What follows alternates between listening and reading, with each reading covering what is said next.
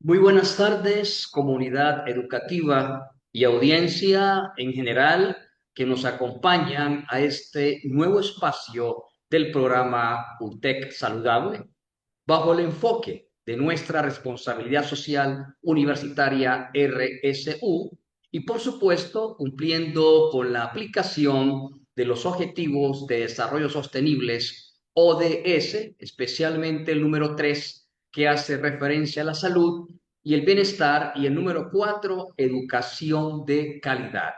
Bienvenidos, bienvenidas. Les saluda William Antonio Gelis Mebarak, director de Proyección Social. Para hoy, miércoles 24 de septiembre, abordaremos la temática Primeros auxilios psicológicos en crisis suicidas, a cargo del doctor Quetzalcóatl Hernández Cervantes, psicólogo. En esta actividad se lleva a cabo bajo el marco del Día Mundial para la Prevención del Suicidio, que se conmemora cada 10 de septiembre. Este día fue establecido en el año 2003 por la Asociación Internacional para la Prevención del Suicidio, en colaboración con la Organización Mundial de la Salud, OMS. El objetivo es sensibilizar a la población sobre la importancia de la prevención, promover acciones para reducir los factores de riesgo y, por supuesto, ofrecer apoyo a quienes atraviesan una crisis y a las familias afectadas. Estimados, estimadas, para continuar con nuestra agenda, invito a nuestra vicerrectora de Investigación y Proyección Social, doctora Noris López Guevara, quien tendrá a su cargo las palabras de bienvenida de dicha actividad. Doctora, el espacio es de usted y bienvenida. Bien, muy buenas tardes a todos y todas. Sean bienvenidos a este espacio que es desarrollado por la Dirección de Proyección Social y la Vicerrectoría de Investigación de Proyección Social. Les damos pues la más cordial bienvenida. En esta ocasión se ha preparado un seminario web de gran trascendencia denominado Primeros Auxilios Psicológicos en Crisis Suicidas, en el marco pues del Día Mundial de la Prevención del Suicidio, como es el día 10 de septiembre. Eh, Esta actividad ha sido organizada por la Dirección de Proyección Social y por ello pues quiero darle los créditos precisamente a su director, el licenciado William Helix, y al licenciado Carlos Martínez, quienes se han esmerado por lograr contactar un excelente ponente como el que se ha identificado para esta tarde. También deseo saludar a la licenciada Beatriz Martínez, que es directora de la Escuela de Psicología, y a sus estudiantes presentes en la actividad. Quiero decirles que nosotros estamos desarrollando este evento dentro de lo que denominamos nuestro programa de UTEC Saludable. Esta iniciativa tiene como objetivo la educación para la salud y la promoción de estilos de vida saludable para toda la comunidad educativa de nuestra universidad, la Universidad Tecnológica del Salvador. De manera que no solamente pues estamos acá abordando un tema por tratarse de este esta conmemoración que se hace año con año, sino también como prevención y en atención pues a lo que son los estilos de vida saludables. Así que le damos la más cordial bienvenida al ponente de este día, el doctor Quetzalcóatl Hernández Cervantes, doctor en Psicología y Salud, que ya pronto pues nos va a presentar con todas sus credenciales el licenciado William Helix, y queremos agradecerle precisamente al doctor Hernández por el tiempo que nos va a dedicar esta tarde en compartir importantes conocimientos que él nos trae y por supuesto recomendaciones. Así que es un espacio ideado para los estudiantes particularmente del área de psicología. Así que feliz tarde para todos y aprovechar esta importante ponencia. Gracias. Gracias, doctora Noris López, por sus palabras. Quiero también cederle la palabra a nuestra directora de la Escuela de Psicología, licenciada Ana Beatriz Martínez, que está pues presente con varios grupos de clase de la Escuela de Psicología. Licenciada, el espacio es de usted. Muy buenas tardes a todos, bienvenidos a este espacio. Agradecer la invitación que nos hacían desde la Vicerrectoría de Investigación y Proyección Social, doctora Noris López, licenciado William Kelly, licenciado Carlos Martínez y por supuesto a nuestro invitado de honor en este espacio, doctor Hernández. Agradecemos su presencia en este espacio virtual en el cual compartimos con estudiantes de psicología y diferentes miembros de nuestra comunidad educativa. Para la UTEC es un honor poder sumarnos en este espacio donde generamos educación, generamos conciencia y podemos generar esperanza en situaciones tan difíciles como la crisis suicida. Y pues decir que como eh, psicólogos y como psicólogos en formación nos sentimos realmente agradecidos y muy honrados por que se nos permita compartir en este espacio en el cual sabemos que vamos a salir con un aprendizaje y sobre todo con un compromiso de ayudar a la salud mental, que es el compromiso que tiene la UTEC y que tiene cada uno de nuestros estudiantes. Así que me gustaría, en nombre de la Escuela de Psicología, de los estudiantes que esta tarde nos acompañan, agradecer y pues pedir de verdad a cada uno de nuestros estudiantes disfrute este espacio, pregunte, sé que ya nos van a compartir las reglas de participación y pues a cada uno de ustedes bienvenidos y muchísimas gracias por acompañarnos en esta jornada. Muchas gracias, licenciada Ana Beatriz. Claro, por supuesto que va a haber un espacio de preguntas y respuestas por parte de nuestra audiencia. Ahora vamos a proceder a leer el currículum vitae de nuestro panelista en esta tarde. Vamos a proceder. Doctor Quetzalcóatl Hernández Cervantes es doctor en Psicología y Salud por la Universidad Nacional Autónoma de México, con postdoctorado en suicidio y uso de sustancias por la UNAM y la Universidad de Brown en Estados Unidos, expresidente y cofundador de la Asociación Mexicana de Suicidología, miembro del Consejo Directivo de la Sociedad Mexicana de Psicología, autor de IRISA, un sistema de identificación y clasificación de riesgo suicida, validado en México, Chile, Uruguay, Colombia, Paraguay y Cataluña. Asimismo, el doctor Hernández Cervantes es psicólogo certificado por el Colegio Mexicano de Profesionales de la Psicología. Su línea de investigación y publicación abarca el tema de lesiones autofingidas, trastorno del estado de ánimo y ansiedad e intervención en crisis. En la actualidad, el doctor Hernández coordina los proyectos de incidencia social de la Asociación Mexicana de Suicidología. Así es, con ustedes dejamos a nuestro ponente. Bienvenido a nuestra casa de estudio, doctor Hernández. Muchas gracias. Hola, ¿qué tal? Pues muy buenas tardes. Agradezco mucho la invitación para participar con ustedes. A Carlos, que fue el contacto inicial.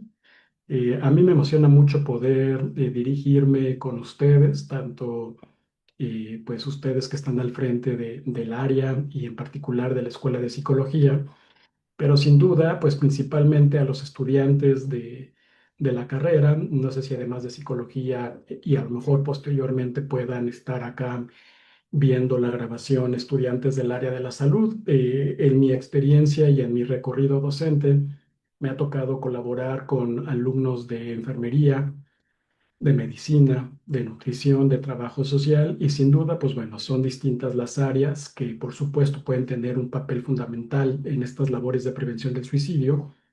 Y por otra parte, porque también en este diálogo inicial con Carlos, pues hablábamos de la posibilidad en algún futuro que espero no sea muy lejano de poderles visitar allá en El Salvador. Justo como ya ustedes y amablemente me han presentado, hemos tenido una experiencia y una colaboración con algunos países en Sudamérica, no así con Centroamérica, y creo que pues dentro de los grandes pendientes de la psicología latinoamericana es justo poder integrar nuestras mejores prácticas y lo que hemos encontrado en la investigación, pues finalmente desde lo que son nuestras poblaciones, que naturalmente son distintas de lo que pues en su mayoría es esta perspectiva occidental de la psicología y de la salud mental. En particular, y ahora, pues bueno, lo que me ha convocado acá y pues naturalmente después de agradecerles la invitación, una de las áreas que me parece que no solamente estarían enfocadas a la población estudiantil y futuros colegas en psicología, sino en realidad con una mirada de salud pública, de salud comunitaria y que finalmente la población podría tener acceso, que es los primeros auxilios psicológicos. Pero en particular, lo que podemos hacer, lo que podríamos abordar en crisis suicidas. En este sentido, pues yo me he permitido pues compartir con ustedes esta agenda para este espacio, empezando por cuál es nuestro paradigma, que ya un poco lo he anunciado, que tiene que ver con salud pública, un contexto general, rápido, para poder también hacer un planteamiento de cómo entender las crisis emocionales, retomar la historia brevemente de los primeros auxilios psicológicos, sus antecedentes en los primeros auxilios en general, poder hablar de las particularidades de cómo nosotros en la Asociación Mexicana de Suicidología y en lo que es un campo emergente que es la suicidología crítica, cómo vemos a la problemática y complejidad suicida, para pasar naturalmente a los lineamientos del involucramiento, el papel del suicidólogo en esta parte y hacer pues cierres, conclusiones, pero finalmente dar pues pie con ustedes a sus preguntas y comentarios.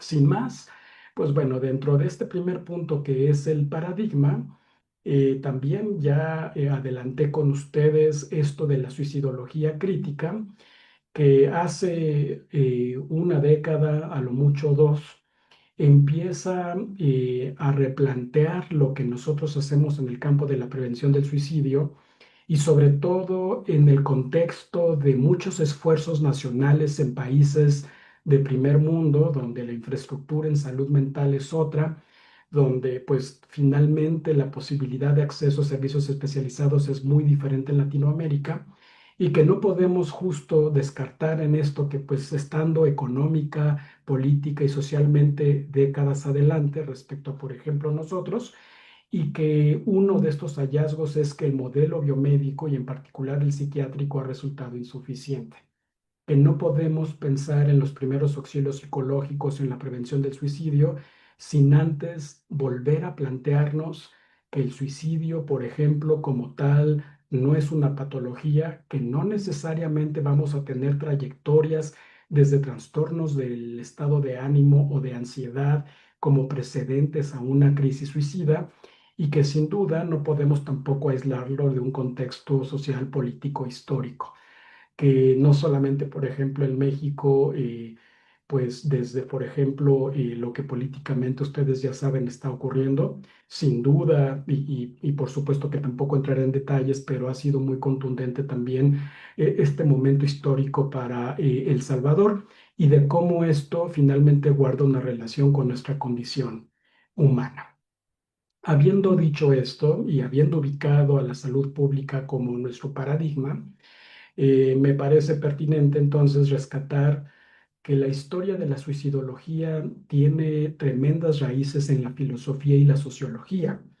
Desde la filosofía y la literatura, pues por supuesto que ya quizá algunos de ustedes pueden ubicar la obra de Camus en esta parte del existencialismo y también pues en cómo todo lo que la historia de la filosofía, la deontología, la fenomenología nos ha ilustrado sobre el sentido de vida y muerte, que tampoco lo podemos despegar o desvincular desde cómo finalmente en Latinoamérica, que tiene de historia, pues obviamente a muchos pueblos originarios y que no necesariamente la cosmogonía que nosotros tenemos de vida y muerte en una sociedad mucho, muy occidentalizada y colonizada, pues tampoco, por supuesto, que lo podemos despegar de cómo es en la región. De este dolor emocional que Edwin Schneidman identificaba, pues bueno, de ahí también hemos aprendido poder tener en cuenta pues las diferencias individuales. Es decir, nosotros podríamos tener a un grupo de personas que quizá pudieran coincidir en el método de haber atentado contra su vida, pero que sin duda las trayectorias de vida, las características de personalidad, las circunstancias, etcétera, van a ser todas distintas. Bueno, el contexto, ya como segundo punto de nuestra orden del día, pues sin duda, como ya ustedes van a anticipar, pues tiene que ver con los primeros auxilios en general. Estas son un par de capturas de pantalla de una aplicación de celular, donde, por ejemplo, es la aplicación de Cruz Roja Mexicana, donde nosotros, por ejemplo, desde la aplicación y desde el celular, podemos como tal darle clic, por ejemplo, en qué hacer o cómo proceder en el caso de un terremoto. Ustedes saben que más de la mitad del territorio mexicano vivimos en zona sísmica, algo similar también con El Salvador, o por ejemplo, una crisis asmática, un ataque de ansiedad, etcétera. Y sobre de esto, pues naturalmente hay que tomar en cuenta que entonces los primeros auxilios psicológicos en general tienen estas tres funciones que ustedes ven en amarillo: preservar la vida, prevenir daños posteriores y promover la recuperación. Cuando nosotros, por ejemplo, nos topamos con un caso de atragantamiento y que, por ejemplo, en ese hogar, en ese restaurante, en ese lugar, hay alguien que conoce la maniobra de Heimlich, pues finalmente, como estamos viendo en la primera viñeta, es un primer auxilio. La maniobra de Heimlich no equivale a un tratamiento médico, naturalmente, y la idea es, pues, finalmente poder eh, ayudar a la persona a que expulse el objeto que obstruye la vía y poder naturalmente a partir de eso buscar dar continuidad con ya la atención médica especializada. Teniendo esto como antecedente, entonces, en el caso de los primeros auxilios psicológicos, la historia nos lleva a posterior a la Primera Guerra Mundial con estas primeras intervenciones orientadas a las crisis del ejército, del personal de primera línea, para posteriormente, en 1952, como tal, darle ya el nombre de primeros auxilios psicológicos en emergencias agudas. Mucho de estas emergencias agudas tenía que ver con muerte, es decir, un primer acompañamiento ante un tema de una pérdida física, ¿no? De la muerte de alguien, para posteriormente, como tal, además de estas situaciones de emergencia ante la muerte y duelo, incorporar o ampliar estos principios en desastres comunitarios y luego pues hablar de la intervención en crisis y de la psiquiatría comunitaria, que esto pues obviamente ya es un salto muy importante porque ya estamos hablando de una intersección entre lo que de origen era una contención, por ejemplo, de posguerra, a pensar en cómo el sistema de salud a través de la psiquiatría hacer un trabajo poblacional, no nada más de atención individual en el consultorio. Y para finalmente, en 2011, la Organización Mundial de la Salud hace la publicación de una guía de campo donde vienen incluidos ejercicios y distintos escenarios para los primeros auxilios psicológicos en desastres naturales, accidentes, desplazamientos forzados. Y en Estados Unidos, Johns Hopkins, esta universidad, pues ya propone un modelo pedagógico, toda una didáctica de los primeros auxilios psicológicos y de manera personal poder en 2021 en este manual de alcance mundial que tiene como nombre Prevención y Evaluación del Riesgo Suicida, editado por este psiquiatra italiano, Mauricio Pompili, y publicado por Springer Nature, de poder ahí colaborar con este capítulo sobre la aplicación del riesgo suicida de los primeros auxilios psicológicos. Esto nos lleva entonces al tercer punto de cómo entender pues las crisis. Las crisis entonces resulta que las entendemos, las podemos entender sin duda de muchas maneras, pero una en particular, por ejemplo, que históricamente recupera una visión y en esto que yo comentaba de inicio, en estos esfuerzos descolonizadores de la psicología, por ejemplo, aquí lo que ustedes ven es este ideograma en mandarín que se compone de dos. Por un lado, sí, la crisis como una amenaza, pero también al mismo tiempo en el ideograma en mandarín, que la crisis también tiene la otra cara de oportunidad, de aprendizaje. Es importante destacar que, por ejemplo, ustedes, yo, en algún momento podremos estar ante una crisis de familia, de pareja, en el trabajo, política, económica, y que en realidad lo que la epidemiología social nos dice es que no todas las personas van a requerir de algún tipo de ayuda, que la mayoría en realidad lo va a manejar y lo va a gestionar cada quien con sus recursos en algún momento a lo largo del tiempo. Pero que finalmente una cosa que sí hace una gran diferencia es que tanto ante una crisis vamos a tener acceso a servicios especializados. Teniendo esto como contexto y también habiendo dicho que partimos del ámbito de la salud pública, que la crisis tiene estos dos lados de crisis y oportunidad y que también resulta importante los servicios especializados, ahora sí vamos situándonos en los primeros auxilios psicológicos en crisis suicida. De manera general, también, a su vez, no hay que olvidar que estos primeros auxilios psicológicos, así como por ejemplo la maniobra de Heimlich no nos hace médicos, ni mucho menos un especialista, por ejemplo, gastrointestinal, pues obviamente los primeros auxilios psicológicos tampoco nos vuelven psicólogos, ni psiquiatras, ni especialistas en salud mental, pero sí hacen una apuesta desde cómo toda la población podría tener la posibilidad de gestionar riesgo y cómo todos tenemos esta capacidad resiliente. En este sentido, una forma muy concreta de ir haciendo una primera definición de primeros auxilios psicológicos es validar el estado emocional, ofrecer, buscar ayuda, no dar ayuda, no improvisar ayuda, no sacar al psicólogo interior, sino ofrecer, buscar lo que mejor pueda estar en función de lo que acontece con esta persona y en algunos casos podremos dar seguimiento. Un seguimiento que no es de tipo psicológico médico, un seguimiento en términos de encontraste la ayuda adecuada, está viendo un tema económico para lograr ese acceso, entre otros. Yo mencionaba también el tema de intervención en crisis, que luego muchas veces me hacen la pregunta de cuál es la diferencia entre intervención en crisis y primeros auxilios psicológicos. Típicamente, la intervención en crisis es un esfuerzo institucional, es un esfuerzo que ocurre a través de brigadas, donde previamente hay protocolos de acción o de reacción, desde, por ejemplo, organizaciones que son primeros respondientes, como bomberos, seguridad pública, hasta la policía, ¿no? Hasta, pues obviamente, en una escuela o en una universidad.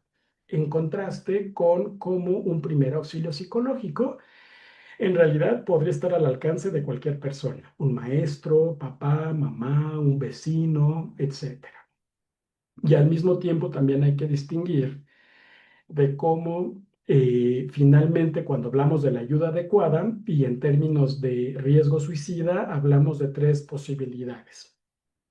La mejor apuesta, lo que nos dice la literatura, es que tendríamos que integrar un tema de psicoterapia especializada, que típicamente hace un psicólogo con al menos una formación en maestría, pero que en realidad cada vez, por ejemplo, el parámetro mínimo es de un doctorado en psicoterapia, pero mínimo de maestría. Al menos acá en México, el ejercicio de la psicoterapia se restringe a las personas que tienen una formación a nivel de maestría, para por otro lado, después también igual integrar con el acompañamiento del psiquiatra. Recuerden que los psiquiatras no son psicoterapeutas, los psiquiatras no hacen psicoterapia, sino más bien acompañan la labor del psicoterapeuta especializado con un esquema farmacológico que obviamente permita la evolución de ese proceso de acompañamiento. Y habrá algunas situaciones donde evidentemente pueda llevarse a cabo la hospitalización. Que hablamos acá también de esto que yo mencionaba al inicio, de estos contextos socioculturales, donde, por ejemplo, pues bueno, eh, eh, mientras que en Estados Unidos, en un solo estado, puede haber en promedio 5 hospitales psiquiátricos y especializados a su vez en infancias, juventudes, en Latinoamérica lamentablemente no es la situación.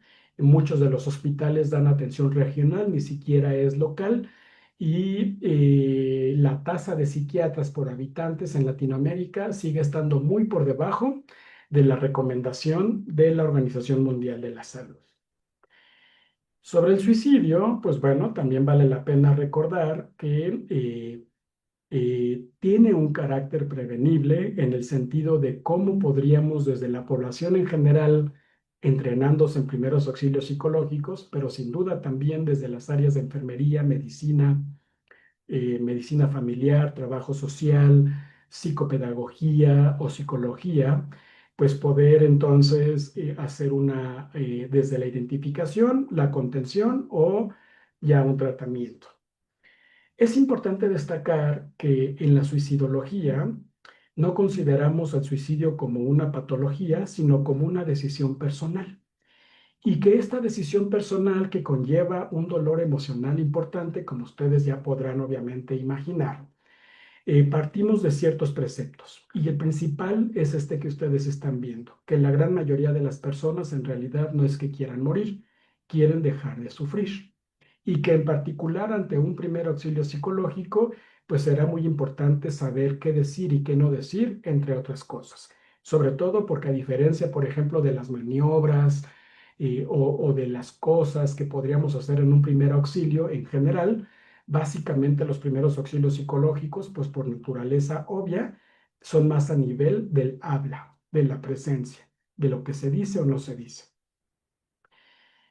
Pero, ¿qué entendemos entonces por una situación de crisis suicida?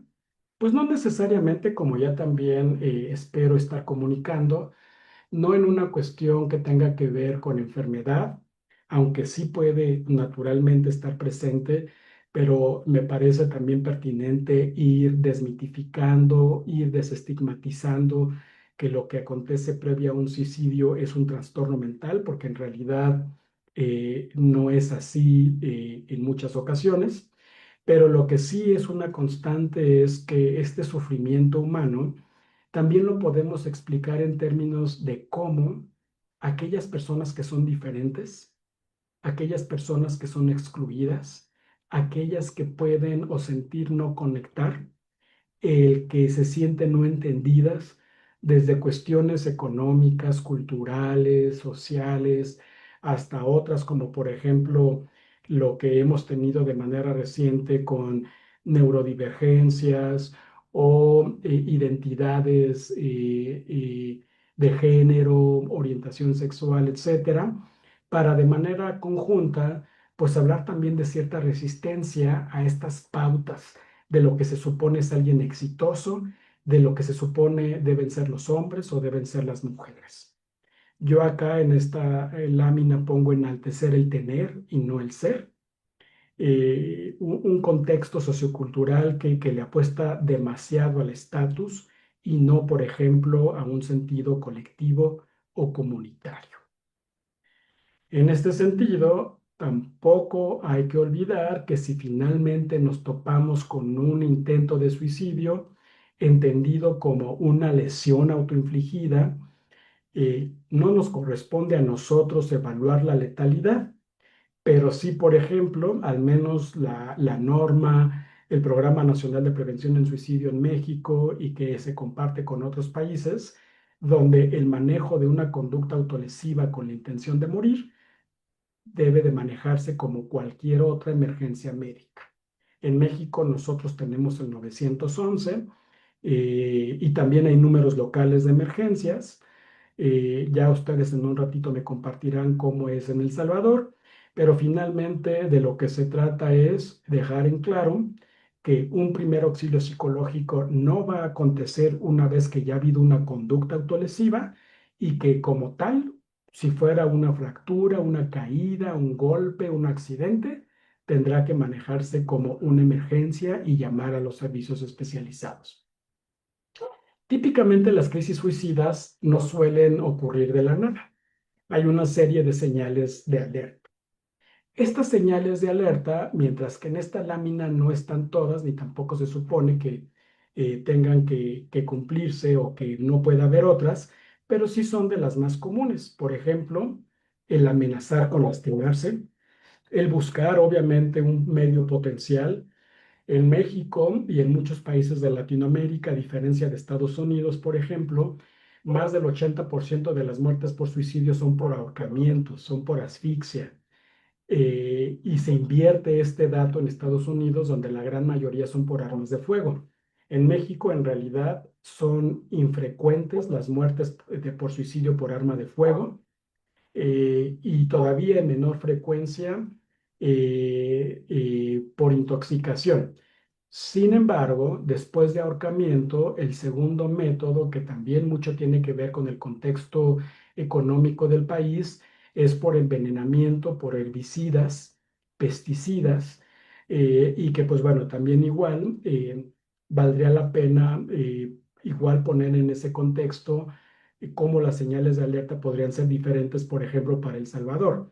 Y no solamente hablar como del país entero, sino también a su vez subdividir en cómo podría ser en zonas suburbanas o rurales de lo que podría ser en las zonas urbanas. Con todo este contexto, que me parece muy importante para entender cómo y desde dónde nos involucramos, pues lo primero que yo diría, y no me cansaré de siempre insistir, porque es algo que también hacemos con la gente que se capacita y entrena, es que si sentimos que no podemos, por ejemplo, hacer la pregunta clave, detonadora del primer auxilio psicológico, que es, ¿estás pensando en quitarte la vida? O que, por ejemplo, a lo mejor hacemos la pregunta, pero que quizá desde nuestra historia personal, desde nuestra circunstancia de vida, no podríamos o no estaríamos en condiciones de escuchar por qué alguien querría morir o de hablar abiertamente del suicidio y de la muerte. Entonces, aun cuando hayan tomado un entrenamiento o alguna capacitación en primeros auxilios psicológicos, definitivamente habría que buscar a alguien más. Esto, a su vez, lleva una parte de autocuidado. Si yo, como un primer respondiente, siento que no podría entablar, y a veces ni siquiera es un diálogo, sino esta escucha activa, porque a lo mejor me remite a mis propias ideas de vida o muerte, o porque quizá yo mismo he tenido esta confusión, o porque en mi familia ha habido suicidios que me han hecho cuestionar cómo yo veo la vida y la muerte, entonces lo mejor que le puede ocurrir a esta persona antes de ayudar a alguien más es no hacerlo y buscar a otra persona. Este es el primer gran lineamiento. Posteriormente, otra de las grandes preguntas que mucha gente hace es si sigue siendo pertinente hacer contratos de vida, que incluso a veces son por escrito. Y entonces esto ya hemos visto que está contraindicado porque lejos de ayudar, pareciera entonces que podríamos comunicar que como la muerte del otro a mí me va a desorganizar, que como va obviamente a desestructurar, entonces hay que evitar esa situación, hay que evitar vernos en esa necesidad de reorganizar, de contener y mejor firma donde prometes que no te harás daño. Entonces resulta un despropósito. Al mismo tiempo que también puede ocurrir con a manera de disuadir que una persona piense en su propia muerte e invitarle a la reflexión, como ustedes están viendo entrecomillado. Porque muchas veces uno pensaría que si uno le dice a la persona, oye, considera tus papás, tus hermanos, tus amigos, tu pareja, lo mal que lo pasarían si tú ya no estás, pues en realidad también se convierte en una situación que le va a aumentar a la culpa, que le va a aumentar a este dolor emocional que ya hemos establecido como componente clave para el abordaje del riesgo suicida y que pues lejos de ayudar, en realidad puede entorpecer. Si no hacemos una conexión en este otro sentido, entonces vuelvo a poner acá la pertinencia de poder apoyarnos en otra persona que sí lo pueda hacer. Hemos hablado de cómo el punto de partida de los primeros auxilios psicológicos al riesgo suicida es la pregunta. No hay una sola. Acá, por ejemplo, ponemos dos posibles escenarios, que tampoco son los únicos. Uno, donde estemos en la sospecha, intuyendo por lo que publica en redes sociales, porque se está aislando, algunas de estas señales de alerta que ya mencionamos, y abiertamente hacer la pregunta. ¿Estás pensando en quitarte la vida? ¿Estás pensando en suicidarte? Y ante la situación ya abierta, franca, obvia de crisis, pedir que la persona pueda hablar, no a modo de interrogatorio intrusivo, sino para de entrada lo que ya previamente habíamos señalado, validar. Validar que obviamente en esta condición humana, en este contexto sociocultural que oprime, que margina, que no tolera la diferencia, pues poder explorar y qué es lo que está ocurriendo, quién más está en conocimiento, con quién más se podría apoyar. Hay que evitar desde entrada censurar, como por ejemplo no estarás pensando en hacer algo tonto o cuestionar, apostarle a un raciocinio fuera de lugar. ¿Por qué te quieres quitar la vida? Y también acá, si hablamos que, por ejemplo, es un fenómeno global que por cada muerte por suicidio en una mujer habría al menos 4 en hombres, justo remitirnos a estos temas de masculinidad hegemónica que suelen ser prescripciones bastante tóxicas, desadaptativas y disfuncionales de masculinidades y con frases como sé un hombre y afronta, porque evidentemente el suicidio no tiene que ver con ser un mejor hombre o no ser un hombre suficiente. Bien, por otro lado, también tendríamos, además de esto que ya mencioné, que pues además, que cognitivamente los pensamientos pues van estrechamente ligados a las emociones, a su vez con las sensaciones corporales, y de ahí el poder no solamente validar el estado emocional, sino también su expresión, como por ejemplo desde el llanto.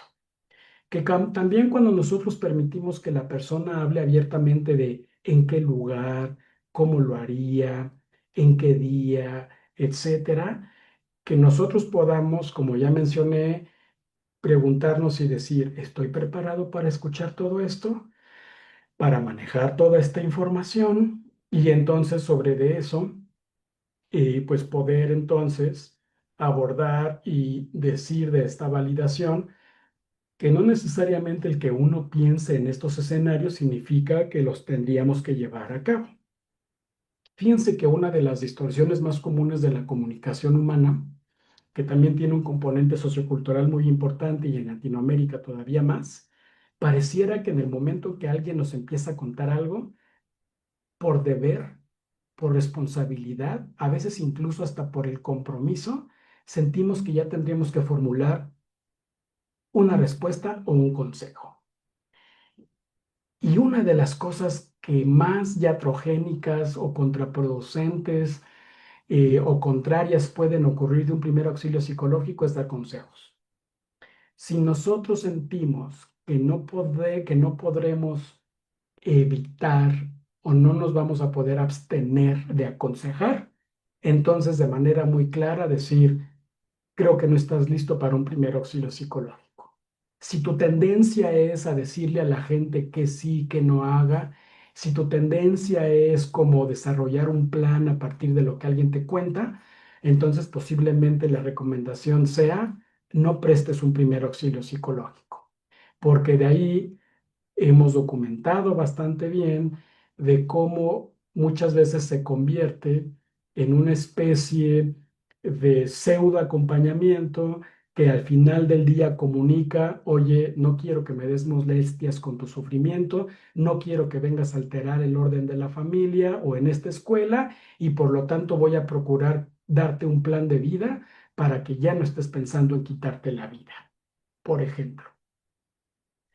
El diálogo, pues así en esto de eh, poder abordar nuestra inercia de aconsejar, que está tremendamente contraindicada, pues sí podríamos decir como, bueno, me gustaría conocer más sobre esto que me acabas de compartir, cuáles son estas cuestiones que a lo mejor se han convertido en problemáticas.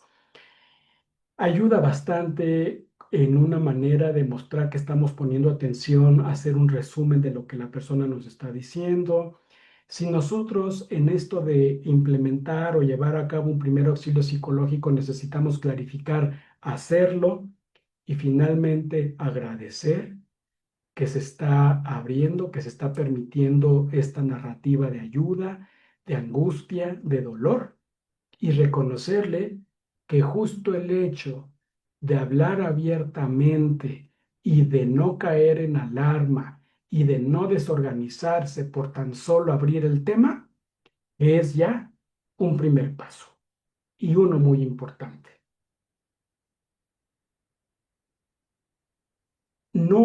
Hay que desprendernos, hay que sacudirnos estos mitos terribles de que la gente lo hace por manipular, que la gente, que entonces, por ejemplo, que quien lo va a hacer realmente no lo anuncia o que el que lo dice mucho en realidad nunca lo va a hacer, mucho menos el tema de la culpa o de exhibir a la persona.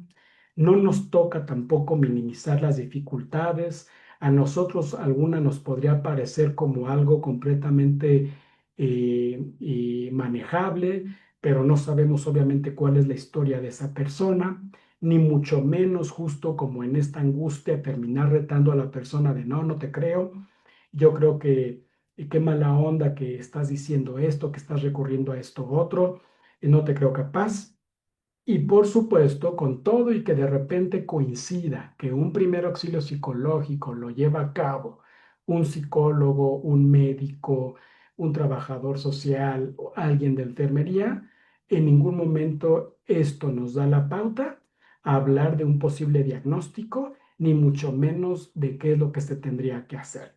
Porque justo la fortaleza del primer auxilio psicológico es que a partir de hablar, nosotros podamos ayudarle a la persona a identificar cuál sería la ayuda a buscar.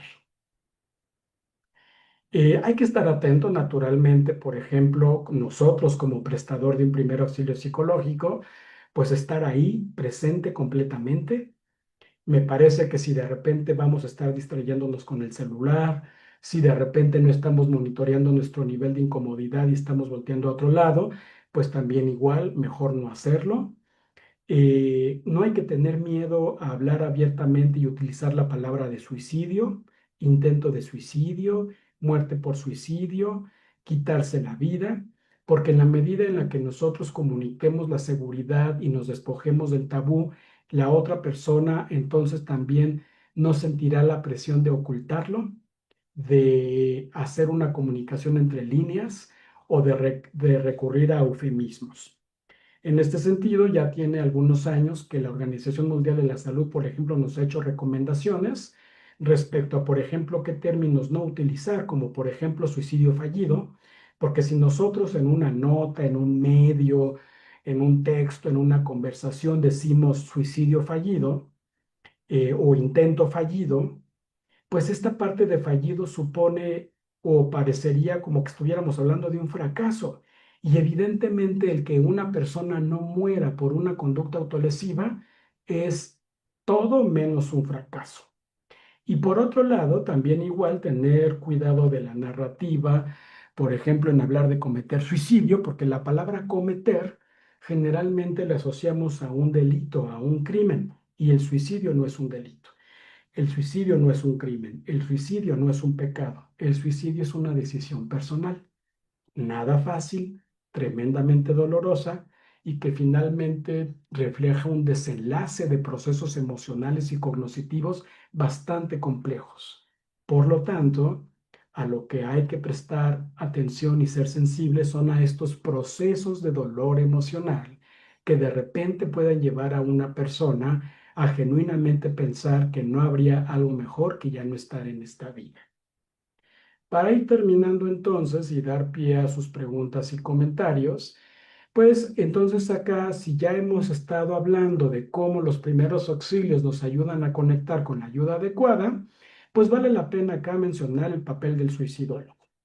La Asociación Mexicana de Suicidología se funda en 2006 y desde entonces ya vamos a cumplir 20 años en México en esta labor de formar suicidólogos, la mayoría que tienen como formación una licenciatura o un posgrado en psicología, aunque también tenemos a personas que las que no son psicólogos, que no hacen intervención, pero que hacen labor de investigación alrededor del suicidio, como por ejemplo desde medicina, trabajo social, filosofía, sin duda, y que dentro de las muchas cuestiones que ocurren con el suicidólogo, sobre todo, por ejemplo, cuando ocurre una muerte por suicidio, y que dentro de la suicidología nosotros lo identificamos como posvención, pues una de las muchas competencias del suicidólogo es la de acompañar el duelo desde esta visión crítica del entorno sociocultural.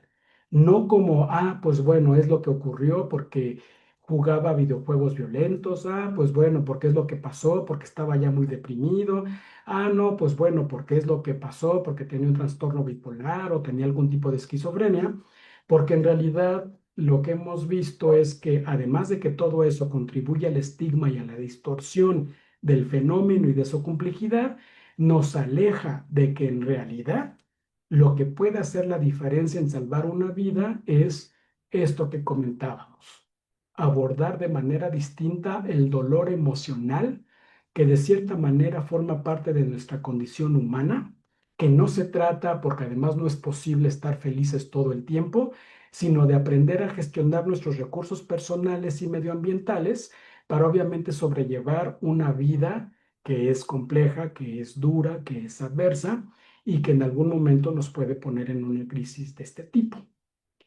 A modo de resumen, y pues bueno, lamento que no podamos alternar pues justo como la imagen con, como ya un poco habíamos ensayado antes, pero una manera de resumir toda esta estrategia es esta.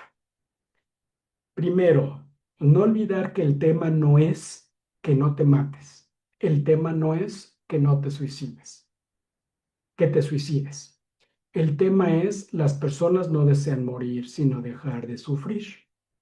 Y una manera de abordar esta emergencia de salud emocional es preguntar para callar y escuchar, para no aconsejar, para no prometer nada, para no generar expectativas y una escucha que nos permita, además de validar lo que la persona podría responder ante nuestra pregunta de ¿estás pensando en quitarte la vida?, colaborativamente con esa persona y nosotros como primer respondiente, hacer la referencia, conectar. Ojo, no siempre será con un tema de psicoterapia. Necesitamos también ser sensibles, humildes y no pensar que entonces todo alrededor de la condición humana girará en torno a la psicoterapia especializada. Cuando nosotros escuchamos activamente y compasivamente, podremos, por ejemplo, identificar que habrá cuestiones de salud espiritual, que habrá cuestiones que remitan a la familia, en algunos casos la referencia será a un tema de atención médica, no necesariamente psiquiátrica. En otras ocasiones, quizá la mejor referencia sea con una asistencia jurídica, con un abogado, etcétera. Y por último, pues bueno, les quiero compartir aquí las formas de contacto. En primer lugar, los datos de la Asociación Mexicana de Suicidología. Si ustedes nos ubican en redes sociales como Suicidología MX, estamos en Facebook, en Instagram, en LinkedIn y en nuestro canal de YouTube, así como lo mencioné, Suicidología MX. Este es nuestro correo, contacto@suicidología.mx, y en la red, en internet, pueden entrar a nuestro sitio en suicidología.mx. Y su servidor me pueden encontrar en Facebook, en Instagram y también en LinkedIn como suicidólogo.mx. Pueden también escribirme a mi correo qhernandez@suicidología.mx, y en la web también hay un sitio que está como Suicidólogo MX. Entonces, pues bueno, por mi parte, pues sería todo. No sé si de nueva cuenta se siga viendo ahí cortado, para igual quizá entonces mejor lo Así se quitamos, ve bien, así se ve ¿no? bien. Sí, No, sí se ve bien, déjelo si quiere. ok, muy bien, Ajá. para que igual ahí tengan como el dato, ¿no? De cómo establecer contacto. Nos va a dar mucho gusto a nivel personal y también desde la Asociación Mexicana de Suicidología, que muy orgullosamente les puedo decir es la primera en Latinoamérica, poder también, pues obviamente, poderles escuchar. Entonces, pues, Carlos, pues adelante, con mucho gusto poder abordar sus preguntas y comentarios. Igual quizá mientras ustedes preparan las preguntas, no sé si también se vea completo, que son como estas tres fuentes de información que también Sí se igual ve. me permite con los estudiantes decirles, oigan, pues si quieren profundizar, no nada más en primeros auxilios psicológicos en crisis suicida, sino también en general en otros contextos. Yo creo que hay cuestiones que, por ejemplo, en el sur del país, en el sur de México, y que de alguna manera tienen alcance hacia Centroamérica y que no son nuevos los temas.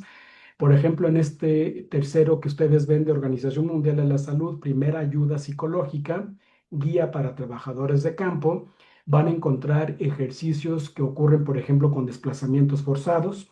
Recuerden ustedes que en nuestro país y en Centroamérica y en Latinoamérica, bueno, en realidad es un fenómeno global, ¿no? El de la migración, pero que la migración, pues no muchas veces es desde por deseo propio en las mejores condiciones, y es también otro escenario donde aplican los primeros auxilios psicológicos. México, que ya también ya mencioné, El Salvador también, que estamos expuestos a desastres naturales, principalmente en México, por ejemplo, pues desbordamiento de cauces hidrológicos, de ríos y terremotos, movimiento sísmico. Pues también tenemos ahí la aplicación de los PAP para desastres naturales. Entonces, pues bueno, aquí para que puedan ustedes profundizar en su aprendizaje, y pues para que también puedan seguirnos en redes sociales. Gracias, doctor. Gracias por toda la información. De verdad que le agradecemos por el abordaje que ha hecho. La verdad es que no hay muchas preguntas en este momento, pero sí hay un comentario que me parece muy valioso. Y dice, es bastante común que en situaciones de alerta se hagan comentarios desmeritando a la persona, que eso cause un detonante. Eso lo dice Alexa Sánchez. Agradecemos. Es como, no, eso ya te va a pasar. O sea, tendemos a hacer, a veces, como a minimizar lo que está pasando, lo que está diciendo, ¿verdad? ¿Qué nos puede decir sobre eso, doctor? Fíjense que a partir de todo este tema de redes sociales, eh, es un tema que se ha vuelto sensible y complejo. Sin duda, yo creo que no estoy diciendo que el comentario sea porque quizá algo desde redes sociales, pero sí me permite ilustrar el punto. Eh, por un lado, no podemos negar que ha habido muchas situaciones, principalmente de denuncia, donde el tener una evidencia en video, ya sea en vivo o grabado, nos ha permitido visibilizar situaciones de injusticia. Eso no lo podemos negar. Pero la otra cara de la moneda es también el tema desde esta cultura de la cancelación, desde esta cultura de exhibir y muchas veces mentir, de no tener evidencias de lo que se está hablando y hacerlo por venganza, pero al mismo tiempo nos lleva a darnos cuenta que socialmente nos desorganiza cuando leemos en una red, en un noticiero, en un reportaje ambulante, etcétera, de un intento de suicidio o de una muerte por suicidio. Nosotros hemos hecho algunos estudios donde hemos estudiado la narrativa, lo que la gente escribe, cómo reacciona, y es tremendo, desde groserías, vituperios, hasta retos, burlas, señalamientos, ¿no? Ni para eso eres bueno, como denigrando el método, burlándose de cuál fue la situación. Y yo lo que diría es, no podemos quedarnos en una reacción superficial diciendo qué mal estamos como población o qué insensible la gente, porque yo sí creo que eso refleja cómo no estamos preparados para abordar cuestiones que son potencialmente desorganizadoras y desestructurantes. Porque finalmente una muerte por suicidio, como lo que mencionaba Émile Durkheim, este sociólogo francés con el que se origina la suicidología moderna, eh, Durkheim hablaba del sentido de pertenencia. Y cuando alguien no pertenece o deja ver que no hay una cohesión social, o es violento hacia otros o es violento consigo mismo.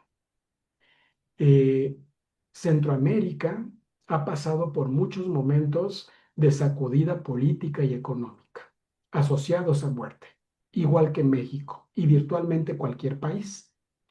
Cuando algo hace evidente que hay este desgarramiento del tejido social y que a mí me parece que justo los dos desenlaces de este tejido social roto son el homicidio y el suicidio, va a haber respuestas de este tipo, que no es, en mi opinión, más que una manera de cómo no lidiamos con la amenaza, no sabemos acomodar el dolor colectivo y entonces castigamos, censuramos, señalamos.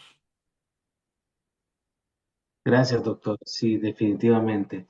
Eh, Nos dice la licenciada Jennifer Tejada, que ella es docente de aquí de la Universidad Tecnológica de El Salvador, dice que hay una tendencia muy fuerte al furor curandis, decir algo que aunque suene bueno, minimiza las experiencias emocionales de la persona y en algunos casos lleva a sentirse mal o culpable. Es como, le voy a decir algo y con esto ya estuvo, ¿verdad? Ujú.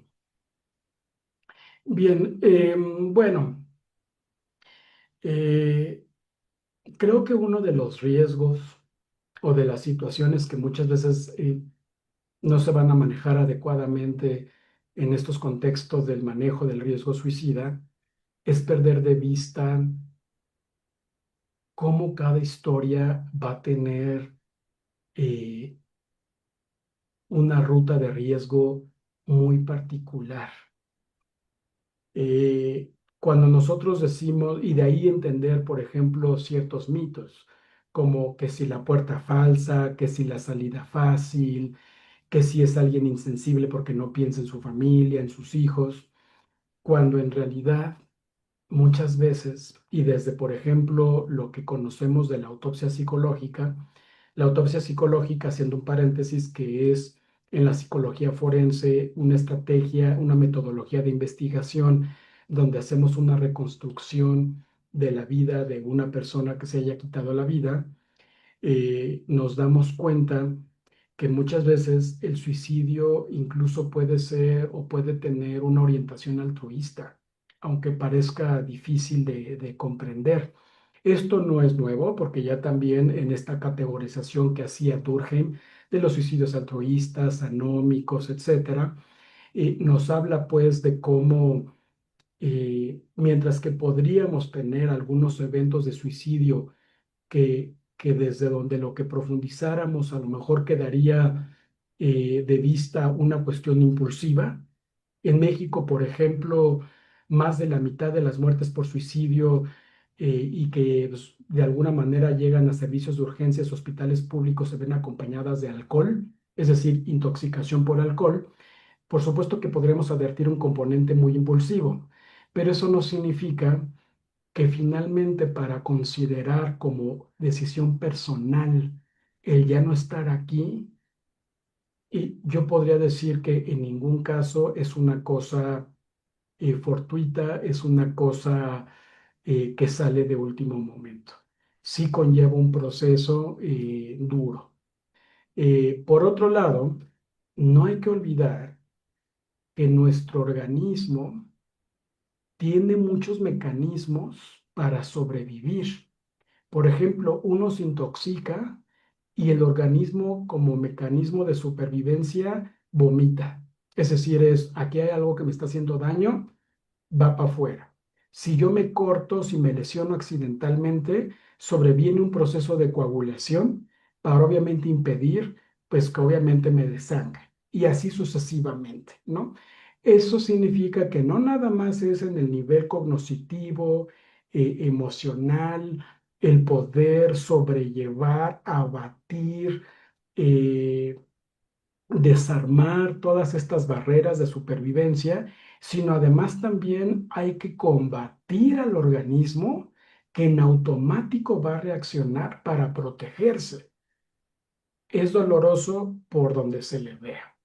Y en este sentido, pues bueno, en la medida en la que dejemos de calificar los procesos y más bien nos mantengamos abiertos a que es un proceso complejo, único, donde el tema no es morir, sino dejar de sufrir, sí creo que podemos hacer un acompañamiento distinto, libre de calificativos, libre de caracterizaciones y más bien con una mirada compasiva y con una mirada de entender que cualquiera de nosotros somos vulnerables. Y yo creo que si de plano esto nos cuesta trabajo después de COVID, es decir, después de una pandemia que nos dejó claro que no importaba si fueras doctor o no, no importaba que tuvieras mucho dinero o no, es más, no importaba que tuvieras una vida sana, porque tuvimos muchas muertes por COVID en gente sana. Si de ahí no aprendimos o no integramos nuestra condición humana como vulnerable de principio a fin, y si además no integramos que finalmente el suicidio es una muerte prematura y violenta, pues entonces será muy difícil sacudirnos esta mirada psicopatológica o psiquiátrica del suicidio. Muchas gracias, doctor. Tenemos otro comentario de una persona que se llama She-Wolf, así se ha puesto, y dice, los entornos violentos terminan haciendo que las personas normalicen la muerte y por tanto para muchos es causal de risa o burla. Por eso la incapacidad de entender el sufrimiento emocional del otro. Ujú. Creo que va bien acorde a lo que acaba de expresarnos, doctor. Y dice que yo le tengo una pregunta porque tenemos 135 personas conectadas. La mayoría son estudiantes de psicología. Y, por ejemplo, ¿cuál sería el primer indicador que deberíamos de tomar, de no dejar pasar por alto, digamos, en una entrevista inicial, en una entrevista clínica? ¿Cuál sería un indicador que alguien tendría que tomar en cuenta desde nuestra expertise, de nuestra carrera? A mí me parece que la formación en psicología nos da muchos elementos. Seguimos teniendo un gran pendiente en México. No puedo decir cómo es en El Salvador, pero en México no tenemos un currículum único en psicología, no como por ejemplo ocurre con otras áreas como medicina. ¿Eso qué significa? Que en México, por ejemplo, de repente alguien puede hacer la licenciatura, el pregrado en psicología en una facultad, en una escuela que tenga una orientación más organizacional, algunos otros en otra escuela con un carácter más de psicología social, etcétera. ¿Por qué me parece pertinente mencionar esto previo a responder? Porque eso incide directamente en cuál es la proporción de formación en filosofía y en ética como para permitirnos una reflexión más amplia de la enfermedad y de la salud mental. Y a veces podemos o bien caer en una mirada y en una formación muy de patología, que me parece errónea o al menos incompleta, pero también por otro lado podríamos pensar en que es tremendamente o casi que solo social o antropológico y desestimar, por ejemplo, la pertinencia de la psicoterapia, evidentemente de la ayuda que nos brinda la farmacología adecuada. ¿Y hacia dónde voy? Que en toda esta gama, muchas veces y de forma inadvertida, desestimamos el tema de la intuición, de lo que a veces también nosotros ya en la carrera o en el área llamamos el ojo clínico. ¿Y por qué menciono todo esto? Porque uno puede estar entrenado en modelos de entrevista, conocer de pruebas psicológicas, manejar clinimetría, manejar psicometría, de conocer, por ejemplo, bien los capítulos que correspondan de la Clasificación Internacional de Enfermedades, de, por ejemplo, poner en perspectiva el DSM, que en realidad no es lo que nosotros seguimos en Latinoamérica, y perder de vista que a veces, si no es que ya de manera integrada, yo como mexicano en la ciudad donde ejerzo, que conozco qué hay y qué no hay, cómo es la dinámica familiar, cuál es nuestra historia, incluso desde antes de la colonia, etcétera, como para, por ejemplo, además del conocimiento y de la técnica, ser cultural y antropológicamente sensibles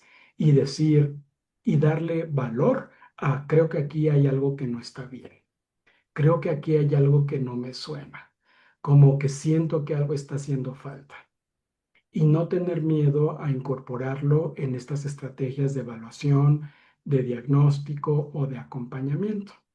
En otras palabras, si nosotros ignoramos el primer mecanismo que tenemos como personas, que es el de la intuición, y sobre de eso ordenamos nuestra intuición con todos estos elementos teóricos, técnicos, científicos, pues entonces no vamos a tampoco tener la sensibilidad ni vamos a entender la sensibilidad de por qué hacer abiertamente la pregunta, de escuchar abierta y compasivamente y de reaccionar, no en términos de no quiero que me desestructures, no quiero que me desacomodes este entorno familiar o comunitario, sino veamos cuáles son las ayudas más adecuadas. Eso a su vez, esta intuición también nos lleva a aprender a discernir y poner en su lugar a la psicología y a la psiquiatría, porque entonces resulta que tampoco nos formamos en cuestiones de salud social o salud espiritual. Acá en México, por ejemplo, y sospecho que en otros países de Latinoamérica, sin duda necesitamos mantener un Estado laico que incluya la educación, pero este laicismo tampoco puede estar en conflicto con el derecho humano a también abonarle a nuestra salud espiritual. Ojo, salud espiritual no equivale a religión y salud espiritual tampoco implica un credo en particular.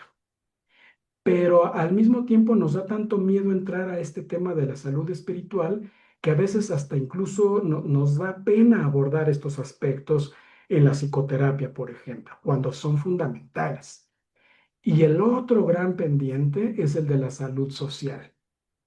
Si nosotros pensamos que el suicidio vamos a incidir en las tasas de mortalidad por suicidio porque tengamos a los mejores psicólogos o suicidólogos, o tengamos muchos psiquiatras, o tengamos más hospitales psiquiátricos, pues estamos condenados, porque en realidad lo estamos pensando en términos de llegar al final de ese proceso de riesgo, de prepararnos para el desenlace de trayectorias de riesgo. Tendríamos que más bien apostarle a desde preescolar, en familia, en comunidad, a trabajar continua y permanentemente habilidades sociales y de convivencia que nos permitan, por ejemplo, integrarnos todos y no detenernos en lo que te hace diferente, el color de piel, que si eres hombre, que si eres mujer, que si eres rico, que si eres pobre, que si eres ateo, no eres ateo, etcétera. ¿Eso qué significa? Que en realidad la prevención del suicidio no va orientada a tener suicidólogos suficientes. Va orientada a que nosotros podamos retomar estas habilidades de vida, a que podamos repensar cómo hacemos amigos, cómo hacemos red, a nuestras maternidades, nuestras paternidades, etcétera. Y eso es muy, muy, muy difícil, mas no imposible. Entonces, pues bueno, en resumen, yo creo que, y a mí me gusta, y no es por solamente una preferencia personal, esto que yo comento de la intuición, sino si partimos que el suicidio pertenece a nuestro repertorio como vulnerabilidad humana, necesitamos recuperar los mecanismos que como personas tenemos todos y todas. Y uno de esos es el de la intuición, ¿no? Entonces, así lo resumiría yo. Gracias, doctor. Eh, Tenemos que trabajar ese ojo clínico, como usted lo menciona, esa intuición, en la medida también que nosotros vamos viendo esto que es algo humano, ¿verdad? A veces en la academia solemos hacerlo bien, bien de libro, bien, deme los pasos para hacerlo, deme todo el protocolo, y que de hecho es bueno tenerlo, pero cuando uno se enfrenta a una situación como esta, sí tenemos que tener esta atención hacia nosotros mismos, ¿verdad? Y también para poder ayudar a otros. Y fíjese que mis preguntas iban por ahí mismo porque estamos en un ambiente universitario, pues. Entonces, anteriormente habíamos platicado, doctor, sobre planes universitarios que pueden existir. Se recuerda que hablamos sobre qué planes podrían tener o cuál es su experiencia a nivel universitario en el abordaje de casos, por ejemplo, que algún alumno, alumna, algún estudiante, pues busque la ayuda de un maestro, busque la ayuda de la clínica. ¿Cuál es su experiencia en abordajes en el ambiente universitario? Bueno, es una pregunta sensible porque necesito primero darme a la tarea de conocer más de cómo es la historia de la universidad, y no hablo de UTEC en particular, sino de la universidad en general en Centroamérica. Pero yo puedo compartir que en México la universidad, es decir, todo lo que acontece en este nivel, está en crisis. Está en crisis porque eh, desde qué tanto, por ejemplo, en estas cuestiones de la interacción docente-alumno, ya de repente se torna, hay todo un movimiento de los docentes que hablan de, en lugar de apostarle al proceso de enseñanza y aprendizaje más bien hay que pensar en cómo anticipar de repente una situación complicada con un alumno. Estamos en crisis porque es una cuestión que tiene que ver con cómo me voy a defender posiblemente, por ejemplo, de una acusación o cómo voy a lidiar con cuestiones sindicales. La cuestión obviamente de la remuneración económica de los docentes que hacen un trabajo tremendo, pero que no se refleja en la remuneración, de cómo, por ejemplo, hay un tema de desempleo importante, de cómo son los ingresos de un recién licenciado, etcétera. ¿Por qué pongo esto? ¿Por qué lo menciono? No como para desanimar, no es un asunto pesimista, sino más bien es al momento de pensar en cuál es la contribución de la educación superior en estos temas de salud, no podemos hacerlo ignorando que en esta situación crítica habrá que formular distinto qué es lo que esperamos de la educación superior. Y yo creo que una educación superior que esté desvinculada del entorno sociocultural, económico, pues va a tener muy poco que ofrecer. ¿Por qué esto me sirve como preámbulo a la pregunta? Porque los protocolos son necesarios, los protocolos salvan vidas, la asistencia psicopedagógica, emocional que pueda ofrecer toda facultad o universidad siempre será bienvenida, pero pueden perder su propósito si de repente solo se convierten en estrategias en papel y que finalmente un protocolo se puede desarrollar, se puede construir, pero que si no hay este cambio de chip en qué esperan los alumnos de la universidad, cómo aunque ya sean adultos, los padres de familia siguen teniendo un papel importante, de cómo necesitamos situar el aprendizaje, volver a repensar la colaboración entre un docente y un alumno y no tanto como a la defensiva, etcétera. Ojo, y repito y quiero ser muy claro, estoy hablando obviamente desde cómo es mi reflexión en el entorno mexicano, ¿no?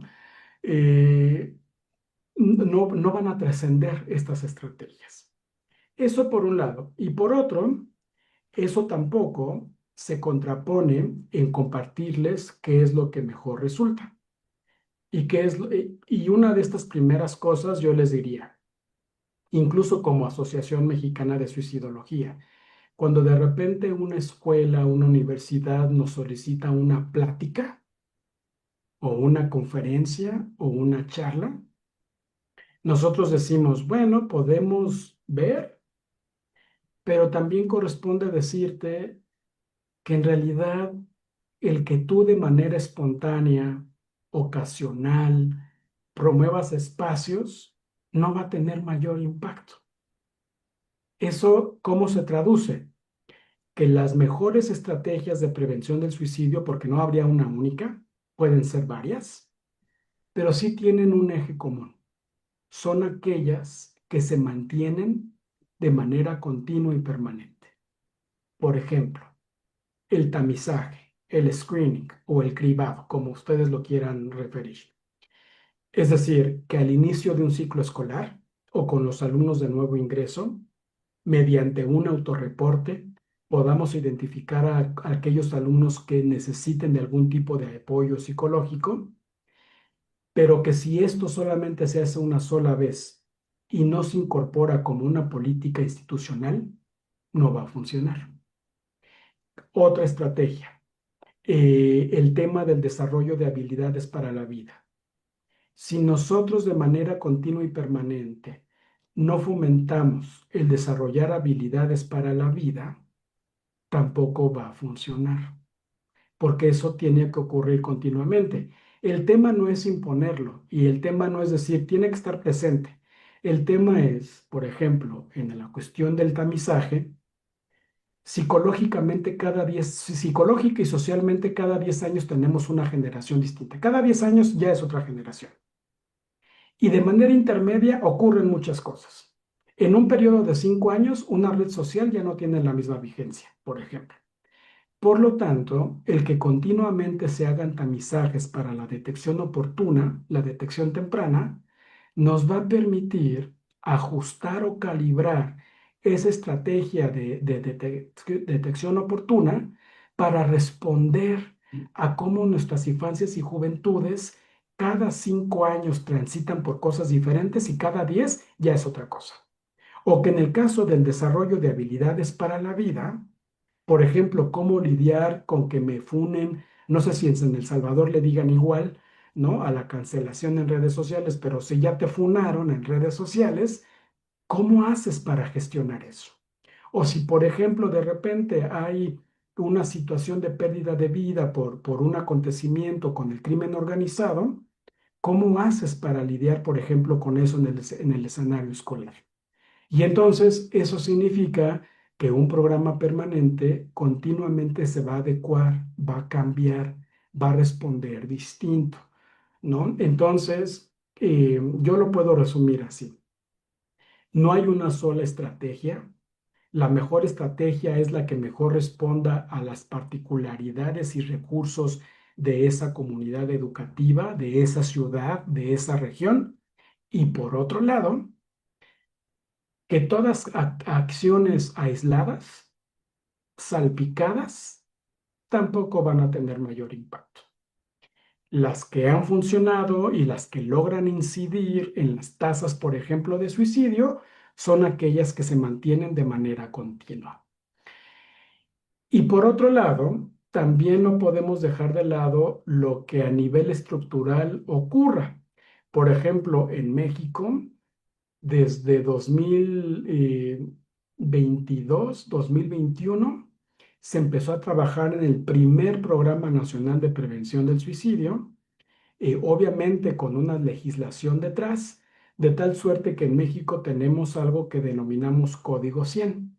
Código 100 en el Sistema Nacional de Salud identifica en cualquier instancia de salubridad, de seguridad pública, de salud pública, perdón, el reconocer o asociar que una persona está en riesgo de suicidio, ¿no? Entonces, de la misma manera en la que tenemos códigos para desastres naturales, también tenemos ahora algo que nos permite gestionar de manera distinta cuando una persona llega a un servicio de salud pública, para darle el cauce adecuado, ¿no? Y estar todos en la misma sintonía. Entonces, si estamos hablando, por ejemplo, en México, de un país de más de 120 millones de habitantes, con entidades autónomas e independientes una de otra, pues cada estado tiene su propia legislación en salud, pero finalmente hay factores vinculantes, como esto del Código 100 con el Programa Nacional de Prevención del Suicidio. Y creo que también la idea es que pues finalmente, y otra cosa que yo agregaría, es dejar de duplicar esfuerzos. En México tenemos una experiencia donde lamentablemente ha habido esfuerzos colectivos, institucionales, que no han ido más allá de duplicar esfuerzos. Todavía nos sigue costando mucho trabajo hacer sinergia. Y entonces resulta que lo que de repente ya están haciendo aquí, lo están implementando allá, en lugar de retomar la experiencia que ya ocurrió, de poderla mejorar, de poder replicar. Y lo comento todo esto porque me parece que como latinoamericanos eh, no nos queda más que cooperar, hacer red, compartir experiencias y que nuestros países hermanos y desde el nivel que nos une, que es la formación, que no empecemos de cero, que no hay que empezar de cero, que hay un montón de experiencias de distintos tipos en lo público, en lo privado, en lo institucional, en los niveles de educación superior, etcétera, para que entonces podamos poco a poco, pues ir de manera colectiva, recuperando las mejores prácticas.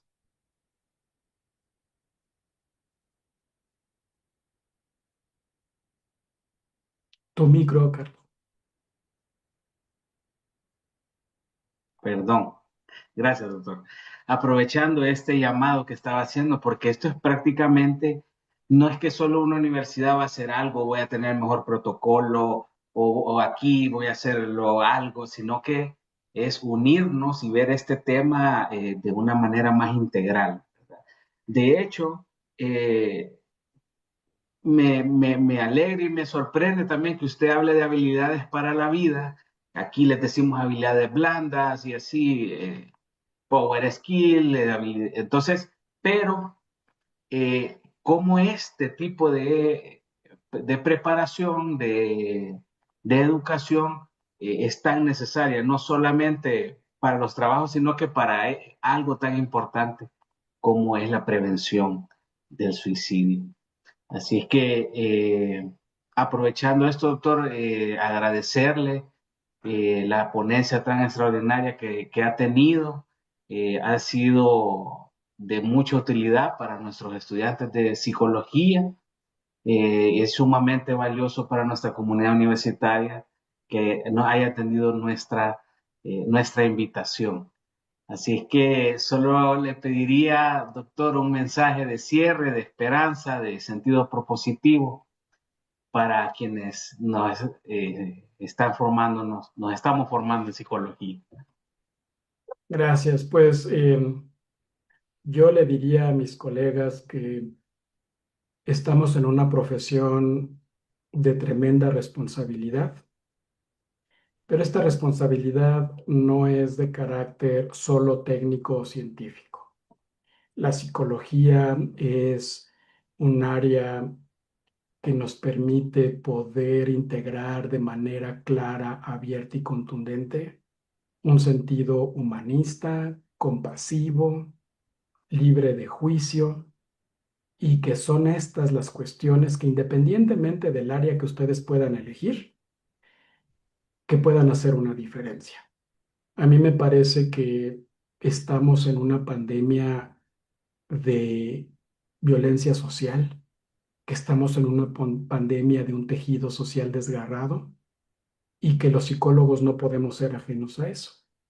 Desde lo educativo, laboral, desde lo clínico, desde cualquier corriente que ustedes gusten, a mí me parece que como futuros psicólogos y psicólogas tienen y están en una ruta muy generosa, eh, muy diversa, con muchas aplicaciones. Y por otro lado, eh, pues mientras que yo no conozco El Salvador y espero poder coincidir pronto, pero eso no significa que desde México pues no leamos, no sepamos, no nos demos cuenta de los cambios que están ocurriendo en el país.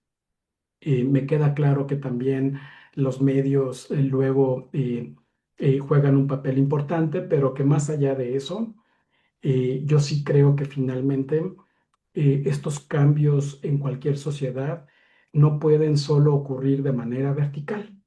Yo sí creo y no tengo duda que finalmente la sociedad salvadoreña también históricamente ha hecho muchas cosas para mejorar su nivel de vida, para poder tener otro tipo de país. Yo creo que se está logrando, yo creo que también eso ya estaba desde antes y creo que también la psicología juega y tiene un papel fundamental.